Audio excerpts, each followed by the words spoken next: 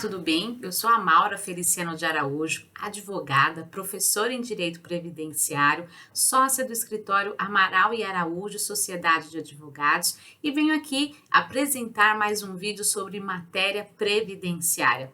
Curtam esse vídeo, compartilhem, se inscrevam no canal da professora Maura, ativem o sininho para que vocês possam aí tomar conhecimento das próximas edições, assistam os vídeos anteriores que fazem parte aqui deste canal e divulgue ao máximo que vocês conseguirem, porque são informações relevantes do dia a dia, tanto da advocacia previdenciária quanto também o dia a dia da sociedade. Este é um canal que não está apenas para advogados, são muito bem-vindos, assim como são bem-vindos também todos os trabalhadores e trabalhadoras, porque aqui a intenção é difundir, é orientar a todo mundo.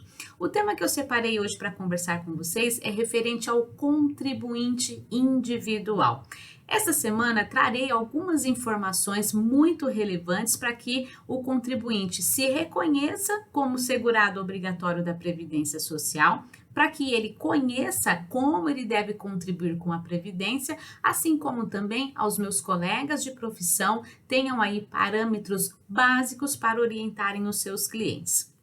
Primeira dica que eu deixo hoje para vocês: quem é o contribuinte individual? É toda aquela pessoa física que presta serviço para outras pessoas físicas, para pessoas jurídicas, para pessoas equiparadas à empresa. É toda aquela pessoa que é o dono do seu negócio, que assume o risco da sua atividade, que é o empreendedor. Para ficar mais fácil, quem nós podemos chamar de contribuinte individual?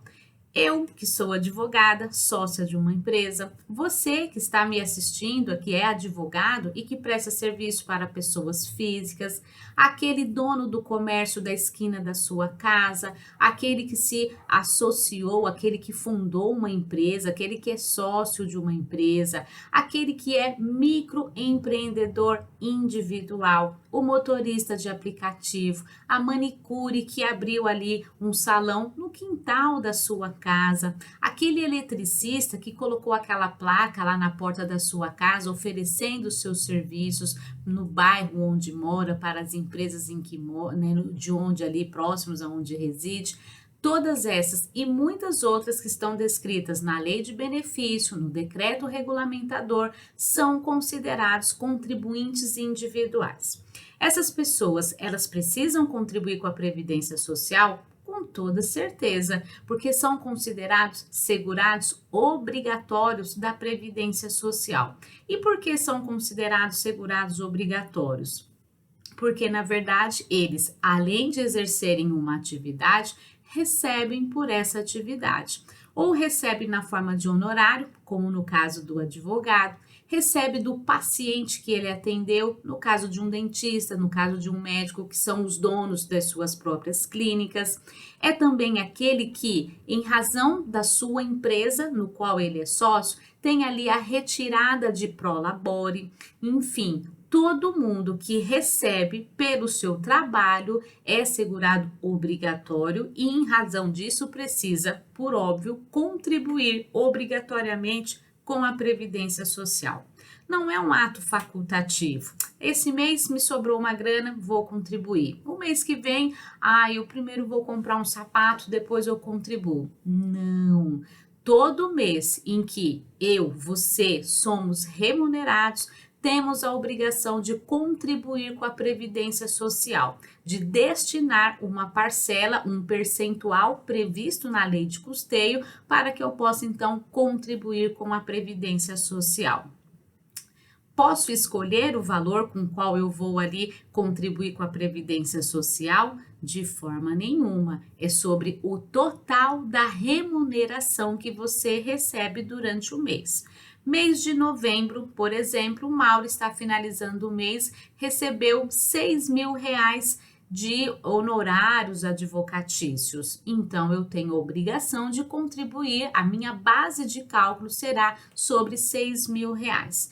Mês de outubro, por exemplo, não foi um mês tão bom, então Maura só teve um salário mínimo de recebimento de honorário. Então, o meu percentual será sobre um salário mínimo. Mês de setembro, tudo hipoteticamente, viu, gente? No mês de setembro, Maura recebeu R$ 7.000 de honorário. Precisa contribuir? Com certeza. Qual será o valor que ela deverá, qual será a sua base de cálculo? R$ 6.101. Ué, tem limitação? Com certeza. Todos os segurados da Previdência Social, sejam eles os obrigatórios, sejam eles os facultativos, eles devem obedecer dentro desta remuneração que ofere ou dentro, né, do seu enquadramento como facultativo, no mínimo sobre o teto mínimo da Previdência, hoje R$ 1.045, no máximo sobre R$ 6.101, tá certo? Então, se eu tive uma remuneração de R$ 7.000, a minha alíquota não será sobre 7.000 e sim sobre até o máximo de R$ 6.101. Por que eu não posso escolher? Porque a lei de custeio da Previdência Social determina que é sobre o mínimo e o máximo daquilo que eu recebo como remuneração e até mesmo por questões tributárias, por questões junto à Receita Federal, junto ao Banco Central, por exemplo. Eu recebo, entra na minha conta R$ 7.000, mas eu uso como uma base de cálculo apenas R$ 1.045, eu estou devedora da Previdência, estou devedora da Receita e poderei ser notificada em razão disso, porque hoje em dia as informações elas estão se interligando de uma forma muito rápida. Então, de repente, eu declaro um valor, mas recebi outro muito superior, então tem alguma coisa que precisa ser ajustada. Até porque, se eu sempre recebi pelo teto máximo, se eu sempre tive remunerações altas, se eu nunca contribuí com a Previdência Social pelo que eu realmente recebia, e sim pelo salário mínimo que eventualmente eu tenho optado, eu mesma terei um reflexo na hora de receber benefício previdenciário, porque ele será calculado com base em quê? Em um salário mínimo. E esta situação, ela é muito comum a esta camada de contribuintes de segurados da Previdência Social. É mais comum do que a gente pode imaginar. Infelizmente, o contribuinte, o médico, ele sempre ter tido ali, sempre ter recebido muito bem, mas ter ali sido induzido ou mal orientado, ou talvez, né, entendendo que aquilo não lhe traria nenhum prejuízo, opta por uma base de cálculo muito inferior ao que ele recebe. Então, prestem muita atenção nessas questões. Vejam que aqui eu não dei uma dica só, eu já dei várias. É segurado obrigatório da Previdência, precisa contribuir com a Previdência Social, deve contribuir pelo valor do que realmente recebe pelo trabalho prestado, não pode de forma nenhuma fazer escolhas com relação a quanto vai, qual é o valor que vai ser declarado a título de salário de contribuição. E aqui eu quero abrir um parênteses. Só pode escolher com quanto vai contribuir o segurado facultativo, ou seja, aquele segurado que ele não exerce nenhum tipo de atividade remunerada, mas ele quer contribuir com a Previdência Social. Por quê? Porque ele sabe que as suas contribuições voltarão para ele de alguma forma. Quando ele precisar de um benefício previdenciário, ele terá este benefício, os benefícios não programáveis, geralmente os benefícios por incapacidade e os benefícios para os dependentes, ou então ele sabe que aquelas suas contribuições, além de mantê-lo no regime geral de previdência social como segurado da Previdência, aquilo ainda poderá ser revertido para que ele alcance a aposentadoria programada, alcance ali o que a gente chamava de aposentadoria por idade ou por tempo de contribuição.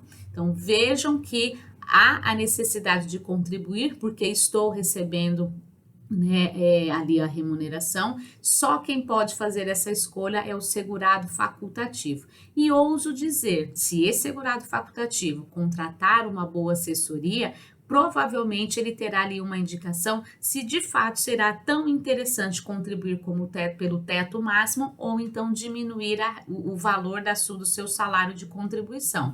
Mas apenas, repito, o segurado facultativo. Tá certo? Então, a dica de hoje neste nosso vídeo: quem são os contribuintes individuais, estão obrigados a contribuírem com a Previdência Social sobre aquilo que realmente recebe, não pode fazer indicação de valores diferentes. Recebeu 10 mil, vai ter que recolher sobre o teto máximo da Previdência Social, R$ 6.101. Não recebeu pelo teto, recebeu 1.045, 3 mil, 5 mil, deverá aí usar estes valores como base de cálculo para o seu salário de contribuição.